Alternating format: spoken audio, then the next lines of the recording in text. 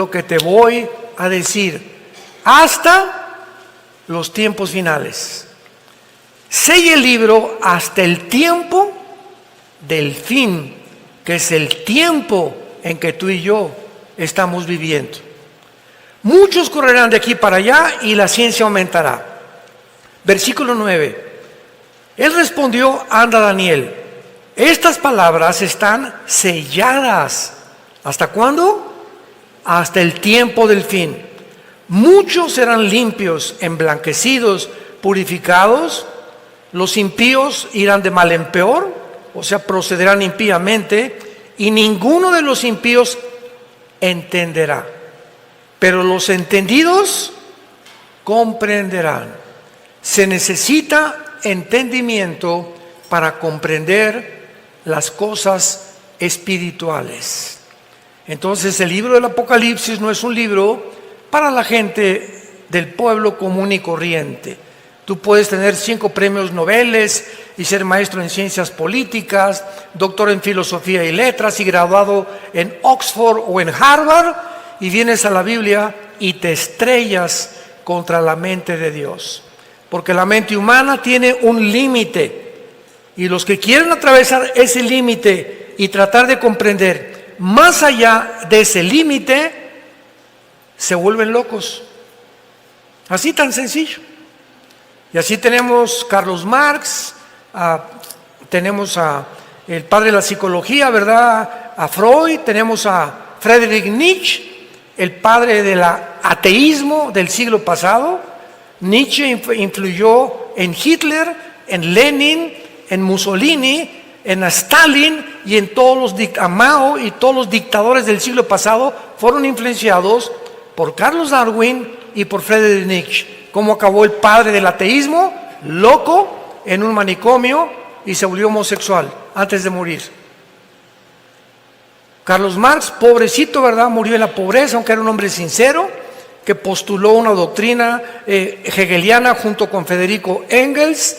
Vino Nicolás Lenin, él llevó a la práctica el capitalismo y el manifiesto comunista. Después lo absorbió Lenin, y después lo absorbió, José Stalin, y después vino la Segunda Guerra Mundial con Mussolini, el loco, Hitler, otro psicópata, y todos estos hombres quisieron ser guiados por supuestas guías espirituales, como decía Hitler, que lo guiaba un espíritu, y murieron, ¿verdad?, del lado más desastroso y terrorífico que nos podamos nosotros imaginar. Y rápidamente, finalmente, veamos en 1 Corintios capítulo 2. Estos versículos nos dan un cimiento para que ustedes entiendan lo que les estoy tratando de comunicar. 1 Corintios 2, versículo 6.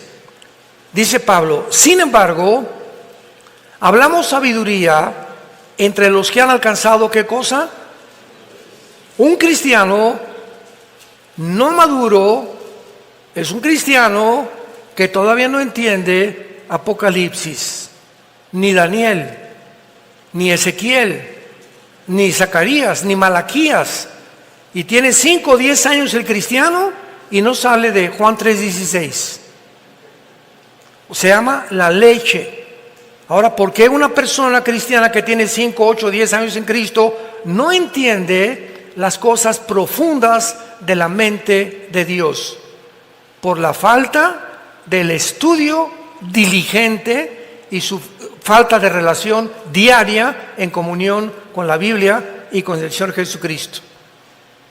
La vida cristiana no puedes leer la Biblia hoy y pasa miércoles, jueves, viernes, sábado y la Biblia ni la tocas. Y ya tomaste decisiones el miércoles y el jueves con tus hijos, en tu casa, en tu escuela, en tu bufete de abogados, en tu consultorio médico, sin tener en cuenta la Biblia. ¿Qué significa esto? Que en esos 3 días le dijiste a Dios: no te necesito en estos 3 días, yo tengo la sabiduría para saber qué aconsejarle a mi hijo, qué decisiones tomar. Y es lo que se llama la soberbia espiritual. Perdemos nuestra dependencia de Dios alejándonos de la Biblia, creyendo que somos autosuficientes y capaces de resolver problemas que van más allá de nuestra capacidad para poder resolverlos. Soberbia intelectual. Hablamos sabiduría entre los que han alcanzado la madurez. Versículo 10, pero Dios nos las reveló a nosotros por el Espíritu, porque el Espíritu todo lo escudriña o todo lo investiga, aún lo profundo de Dios. A ver, hay un solo Espíritu en el universo. Un solo Espíritu de los billones, los ángeles son espíritus, los serafines, los querubines, los seres humanos. Hay billones de espíritus en el universo, pero hay uno solo que posee toda la verdad. Se llama el Espíritu Santo. Y es el único espíritu que nos puede guiar a la verdad.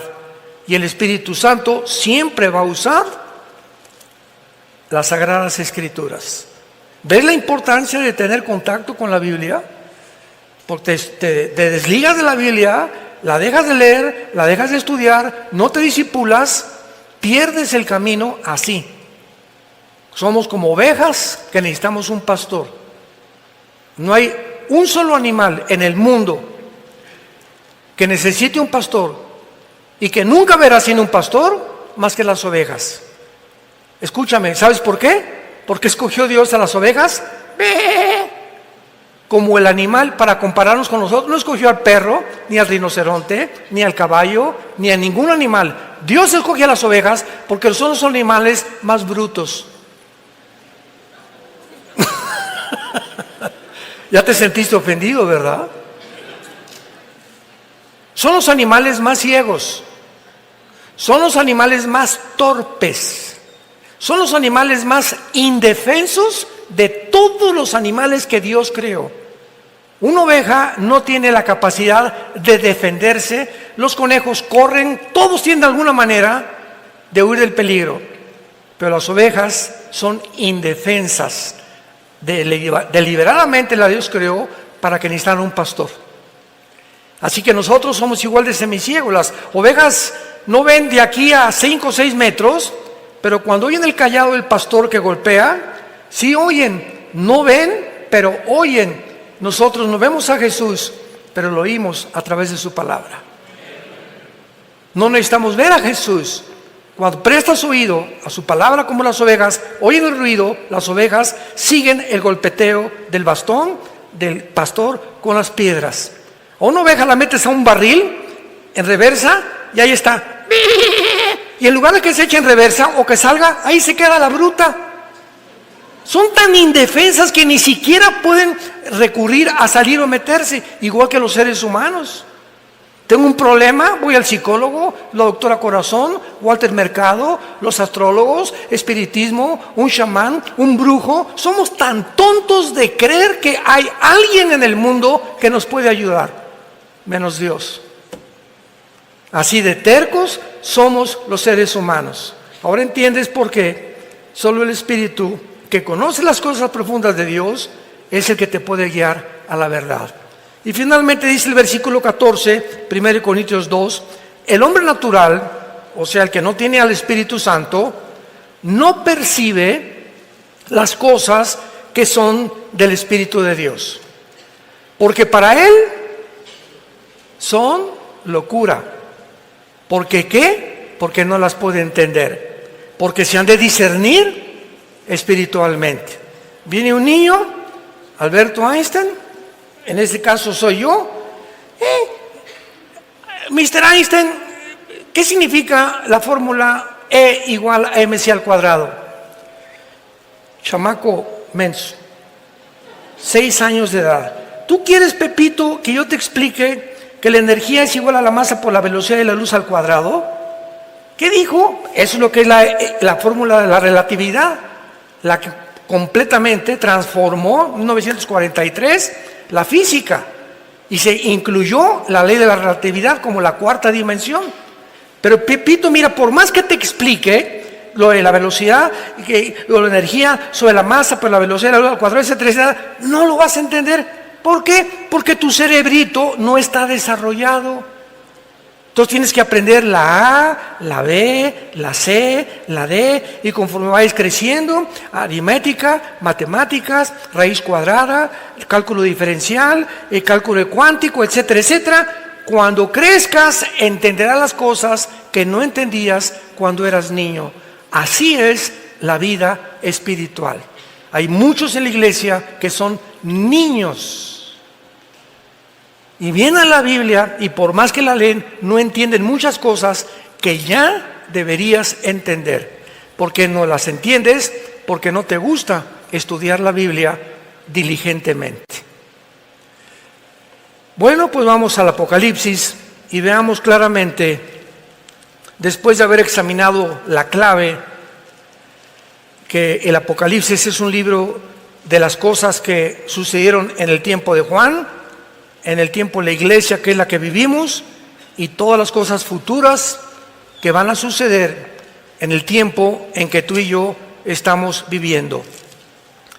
En el capítulo 6 del Apocalipsis se inicia, después de la iglesia que ha sido arrebatada al cielo, el derramamiento de los sellos de Dios. Vean esto, antiguamente, voy a tomar una hoja más simple, una hoja. Antiguamente no había o no se escribía como se escribe actualmente. En el capítulo 5 del Apocalipsis se describe a Dios con un rollo. Y de repente un ángel proclama en el universo, ¿quién es digno? Y un rollo sellado con un sello, 2, 3, 4, 5, 6, 7 sellos.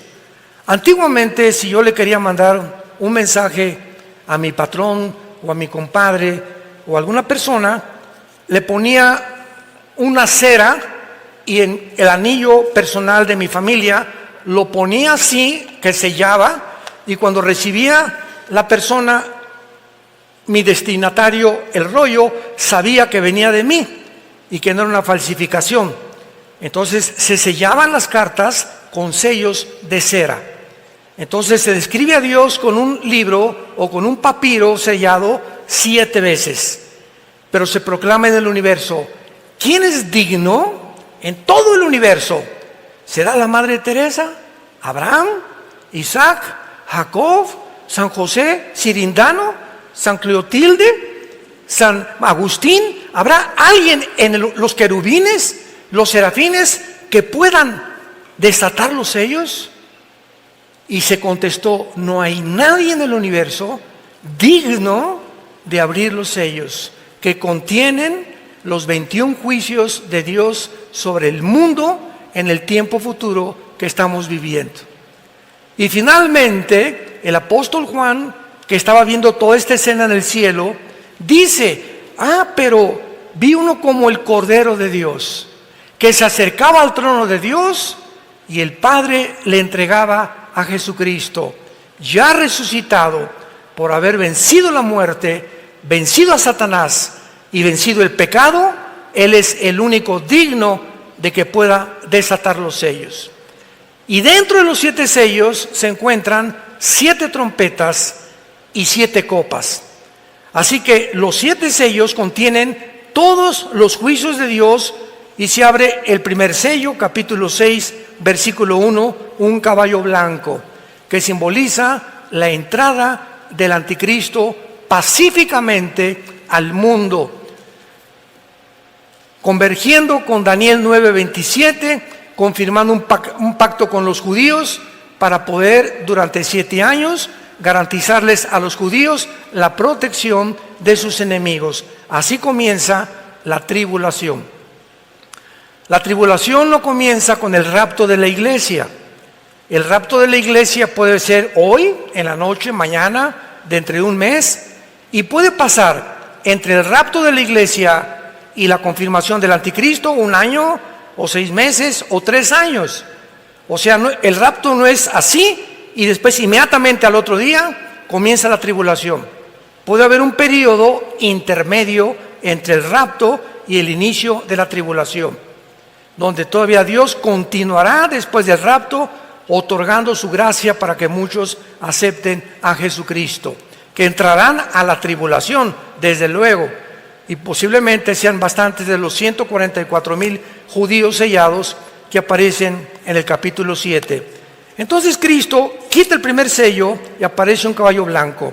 Noten ustedes que tenía un arco, pero con corona y sin flechas. Y si leen Daniel 8, 23 y 25, dice Daniel antes de Juan que cuando el anticristo se manifieste, se va a manifestar como un pacificador, resolviendo problemas enigmáticos, resolviendo el problema del clima, el problema de la pobreza, el problema de la economía, el problema de Europa, tal vez el problema entre Rusia y Ucrania, pero va a ser un mago de maldad, con una sabiduría diabólica, que el mundo no va a tener más que aceptarlo como tú eras la persona que necesitamos como líder en el mundo, y se convertirá en el final dictador mundial. Sin embargo, a los 3 años y medio va a violar esto, y dice el versículo 3, el segundo sello, vi un caballo bermejo. Inmediatamente el anticristo declara la guerra. Y ahí comienza los últimos 3 años y medio, o la gran tribulación. Porque los primeros 3 años y medio es la tribulación, y los segundos, división, 3 años y medio son la gran tribulación. Comienza con la guerra. La invasión de Putin a Ucrania no desatará la Tercera Guerra Mundial. La Tercera Guerra Mundial lo retrata Apocalipsis 16 del 2 en adelante, que se llama el Armagedón. Cuando los reyes del Oriente, Siria, Irak, tal vez Rusia, Corea del Norte, la India, van a formar parte de esta coalición, van a atravesar el río Éufrates, que por cierto ya se está secando, para dirigirse a Israel, al Valle del Megido. Ahora que muchos nos van a acompañar en junio a Israel, vamos a ver el Valle del Megido. Napoleón Bonaparte dijo cuando estuvo ahí, este lugar seguramente lo ocupará la Tercera Guerra Mundial. Es un valle inmenso, el Valle del Megido, que se llama en Joel 3 el Valle de Josafat. Entonces ahí va a ser la Tercera Guerra Mundial.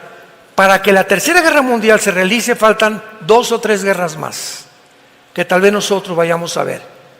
Es posible que este año veamos una guerra de carácter nuclear, no que desaparezca el mundo, pero varias naciones pueden comenzar ya a eliminarse del mapa o del mapamundi humano. Y posiblemente, ¿verdad?, sean un conflicto que pueda desatarse principalmente en el Medio Oriente, porque para que el anticristo surja, Estados Unidos tiene que desaparecer. Y ahorita las 2 potencias que se han enfrentado son Rusia, apoyada por Irán, apoyada por Rusia, apoyada por Siria, apoyada por Irak. Putin tiene todo el apoyo de todas las naciones musulmanas, tanto de los chiitas como de los sunnis, y de casi 8 o 10 naciones del Medio Oriente en contra de Estados Unidos y del ejército de Europa, que es la OTAN, que se formó en 1947 para impedir la propagación del comunismo hacia el norte y el oriente de Europa. Así que ahorita hay un conflicto entre Oriente y Occidente. ¿Quién va a ganar de esta guerra? A fuerza, Rusia o manda bombas a Estados Unidos, y Estados Unidos no tiene la capacidad de detener las bombas de Putin o de Rusia por la siguiente razón. Escuchen con mucha atención. Cuando cayó el comunismo en 1991, Estados Unidos se engrandeció y se ensoberbeció. Ya el comunismo fracasó, ¿ya lo vieron? Ahora el capitalismo, como les hemos dicho, la libertad, el libre comercio, el libre mercado, ¿verdad?, la democracia, van a triunfar. Y hasta Rusia algún día, que ya vio que el comunismo no funciona, va a ser democrática. Pasaron no ni siquiera 10 años y comenzó el siglo XXI cuando nombraron al exdirector de la KGB, Putin, como presidente de Rusia.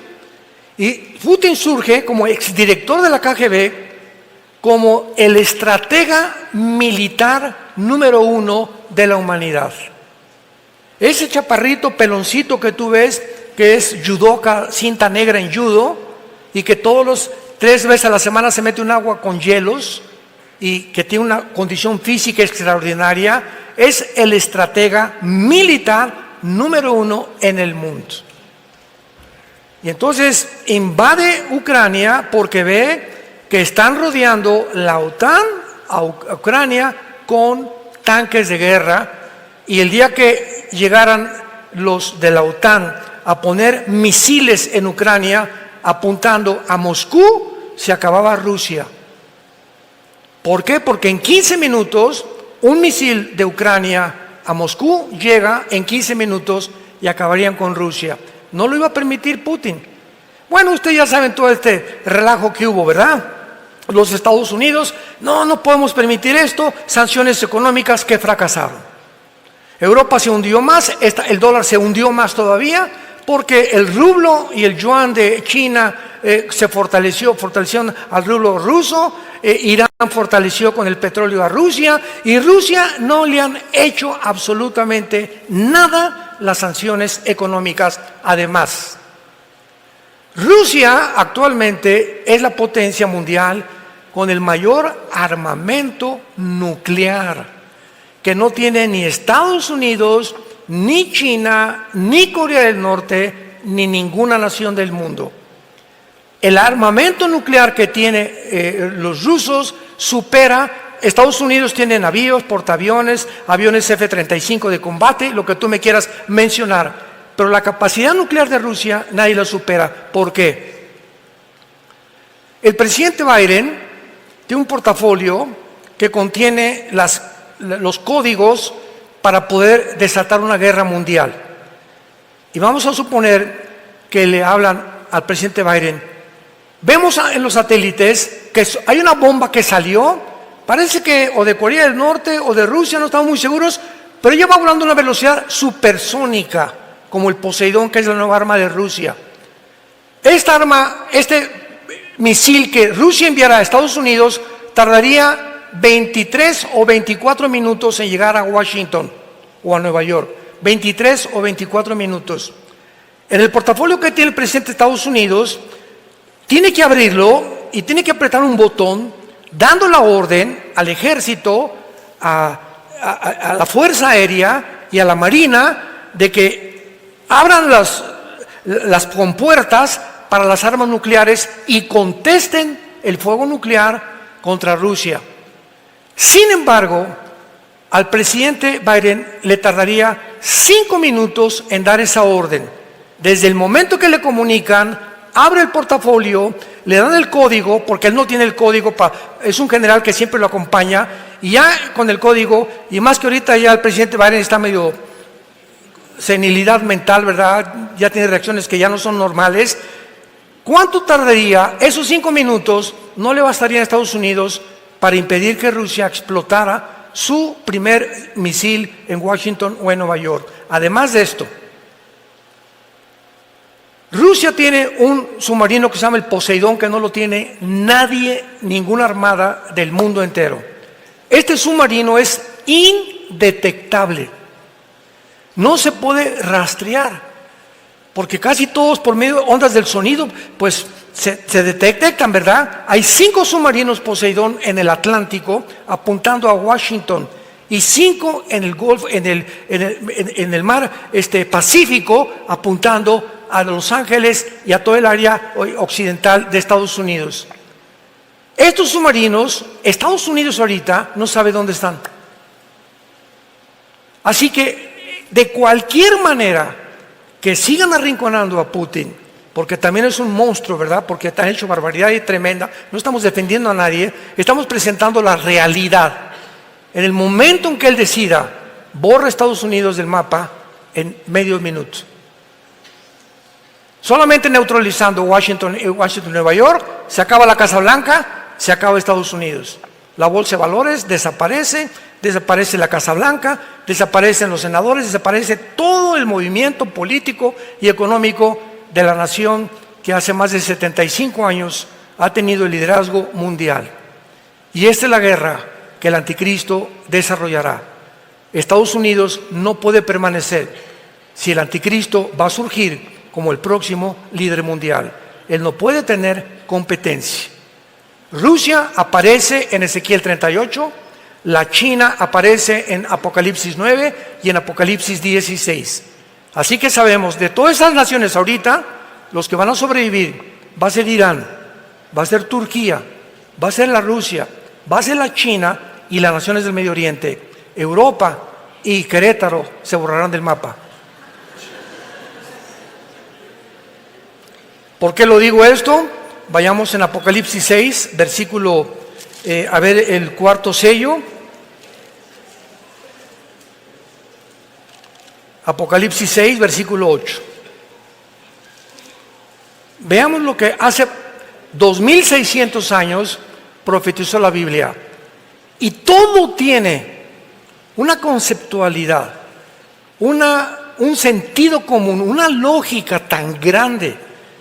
Cuando unimos las piezas de todo lo que está pasando, no hay ninguna pieza suelta, no hay coincidencias en la vida. Todo forma parte de un plan perfectamente bien planificado, desarrollado, estratégicamente elaborado, que la Biblia se adelantó para revelárselo al pueblo de Dios. Para que nosotros no estamos en tinieblas. No tenemos por qué vivir en inseguridad. ¿Y si el dólar se cae? ¿Y si el peso? ¿Y si esto? ¿Y si el otro? ¿Y qué? No te dejaré ni te desampararé, dice el Señor. ¿No se acuerdan del desierto? 2 millones de personas los mandé a un desierto, sin Oxxo, sin Walmart, sin Plaza Atenea, sin zapaterías, sin agua, sin ropa, sin sastres, sin costureras.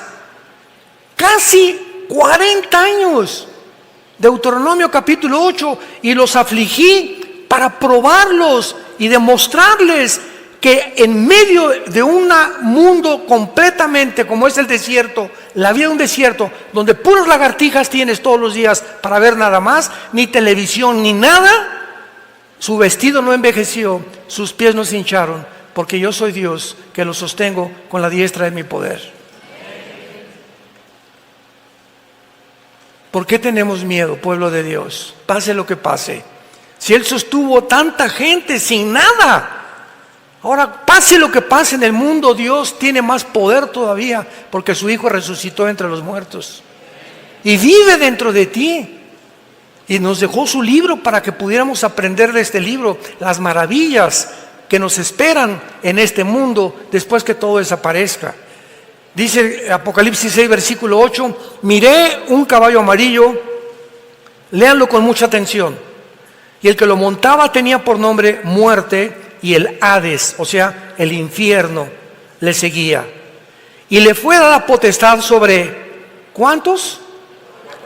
La cuarta parte de la tierra para matar con espada, o sea, con guerra, con hambre, que es el resultado de las guerras, con mortandad, que son pestes, y con las fieras de la tierra, que se vienen de la selva a las ciudades por falta de comida, acabar con los moribundos y con los muertos.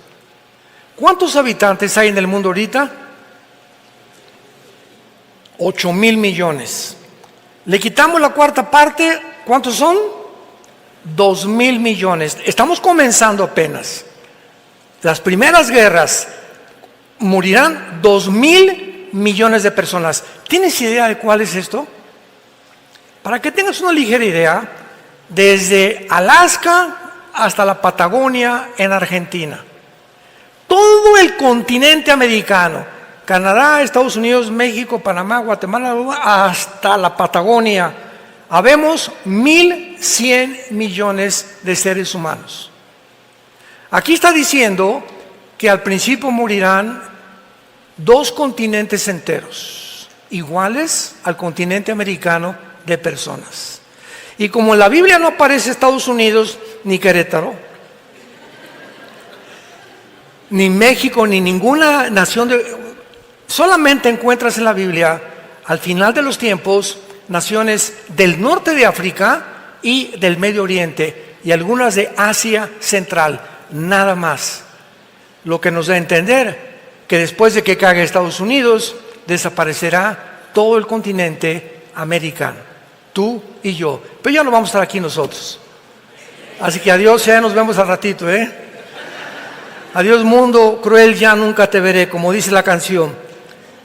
Ahora, esto es muy importante porque dice el versículo que en el quinto sello, versículo 9, Juan vio con sus ojos, él estaba en el cielo.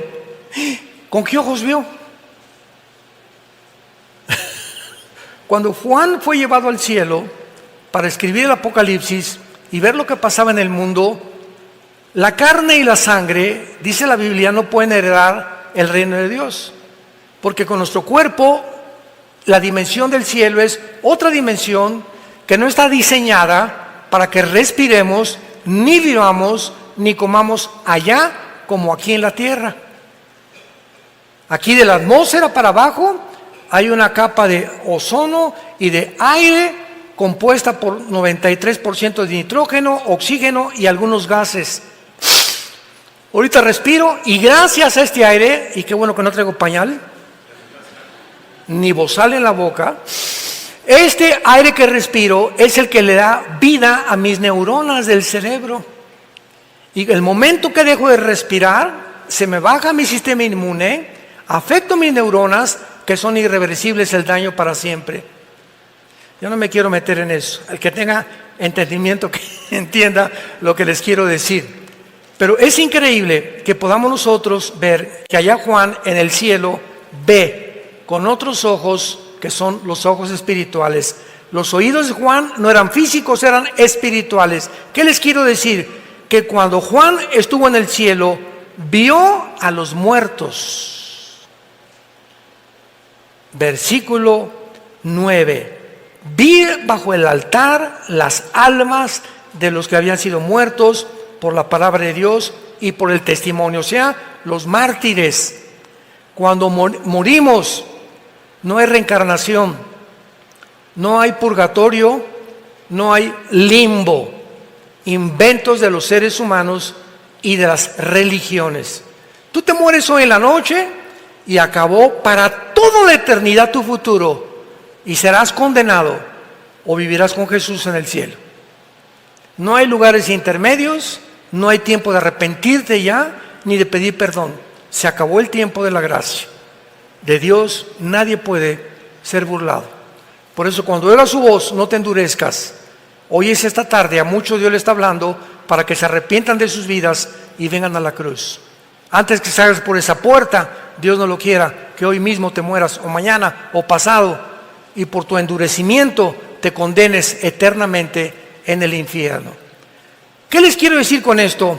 Que al morir la conciencia no se pierde. No hay tal cosa como que cuando dicen que duermen los muertos, duerme el cuerpo. Pero cuando te mueres, se sale tu espíritu, se sale tu alma, tu cuerpo lo pueden cremar, no importa que lo cremen, de todas maneras los gusanos se lo van a comer, o echan el polvo en la tierra o en el mar, si te entierran tampoco importa. Por eso el cristiano nunca va al Día de Muertos a llevarle mole ni flores al muertito. ¿Se acuerdan del chiste de la India María? El Día de Muertos.